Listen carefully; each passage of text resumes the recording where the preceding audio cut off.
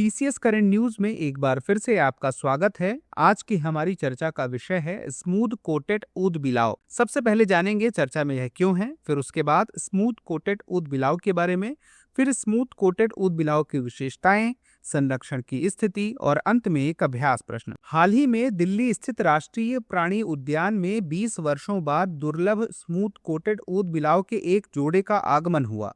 बता दें कि इस दुर्लभ पशु का दिल्ली राष्ट्रीय प्राणी उद्यान में आगमन सूरत से पशु विनिमय पहल के तहत हुआ है। आइए जानते हैं स्मूथ कोटेड ऊद बिलाव के बारे में। यह ऊद बिलाव की एक प्रजाति है जो लुट्रोगेल वंश का एकमात्र विद्यमान प्रतिनिधि है। ज्यादातर निचले इलाकों, तटीय मैंग्रोव जंगलों, पीट दलदली जंगलों, मीठे पानी की आर्द्र भूमि, बड़ी वनयुक्त नदियों, झीलों और चावल के खेतों में पाए जाते हैं। ये आमतौर पर दक्षिणी और दक्षिण पूर्व एशियाई देशों जैसे चीन और भारत में पाए जाते हैं। इसके अलावा इराक में भी इनकी एक छोटी आबादी निवास करती है। स्मूथ कोटेड ऊद बिलाव की विशेषताएं।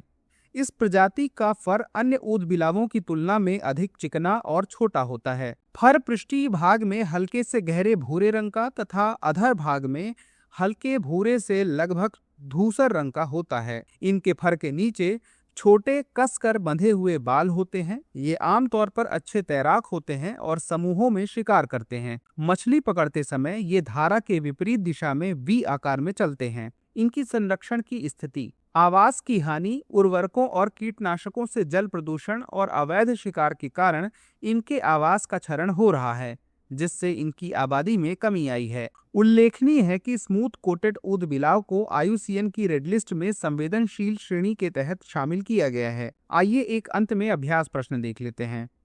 निम्नलिखित कथनों पर विचार कीजिए। पहला, स्मूथ कोटेड ऊद बिलाव के फर के नीचे छोटे कसकर बंधे हुए बाल होते हैं। दूसरा, ये आमतौर पर अच्छे तैराक होते हैं और समूहों में शिकार करते हैं। उपर्युक्त में से कौन सा ऐसे कथन सही है या हैं? ए केवल एक, बी केवल दो, सी एक और दो दोनों, डी ना तो एक और ना ही दो। डियर व्यूअर्स, अपने एग्जाम की तैयारी को और बेहतर करने के लिए हमारे चैनल को लाइक, शेयर और सब्सक्राइब करना न भूलें।